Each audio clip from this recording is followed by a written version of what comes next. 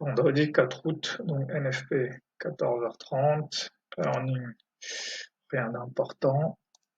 Donc là, on est sur ce rebond-là du jeudi. On est venu rebondir sur ce fair value gap ici, voir est-ce que ça va donner lieu à un vrai rebond ou ça va baisser. Donc ici, j'aurais pu prendre un swing à partir d'ici, parce que là j'ai un premier test, on remonte, on reteste, on remonte. Là, j'ai un double bottom, donc j'aurais pu rentrer en swing ici. Du moins à partir d'ici et sur toute cette zone. Et donc, ici le 4, ici, pas, ça serait, c'est un signal de vente, ça quand même. Ça, c'est un signal de vente que j'aurais pu prendre, j'ai AJP. Sinon, ici, second signal là, confirmé, donc je vends ici.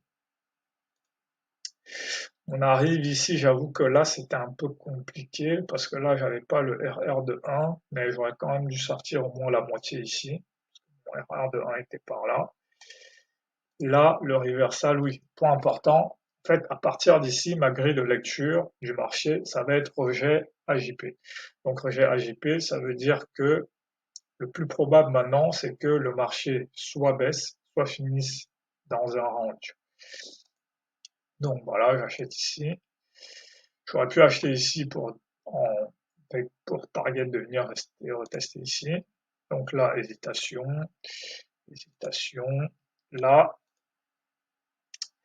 là j'ai fait un achat ici, mais que j'aurais pas dû faire en fait. J'ai fait un achat parce que là, je pensais qu'on allait breaker AJP, mais si j'avais eu la bonne grille de lecture, j'aurais pas fait ça. Donc là, voilà. Et c'est là où là, c'est compliqué en fait, parce qu'à partir d'ici, pas déraisonnable de penser qu'on va breaker en fait. Honnêtement, c'est pas déraisonnable de penser que là, on va breaker. Donc, c'est pas déraisonnable d'acheter là.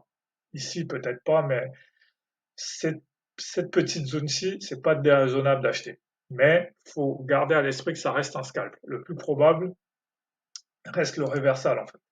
Et à partir de là, faut vendre sans hésitation en fait, parce que le rejet AJP, le plus probable maintenant, c'est que ce soit un. Donc là, en plus là, on commence à fermer des fair value gap. Donc là, je vends. Bon, j'ai pas vendu, mais j'aurais dû vendre. Voilà, j'aurais dû vendre ici. Voilà, et maintenant la target, c'est au moins là, voire un retour sur BJP.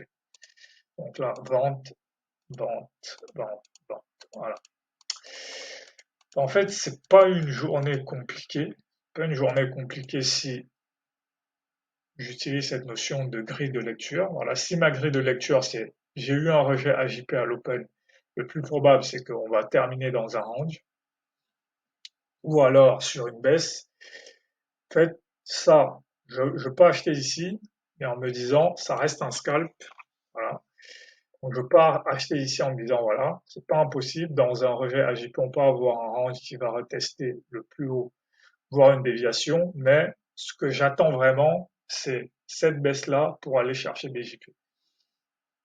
Mais il faut vraiment avoir en tête cette grille de lecture qui est pas, que je peux retrouver, voilà, si je viens là,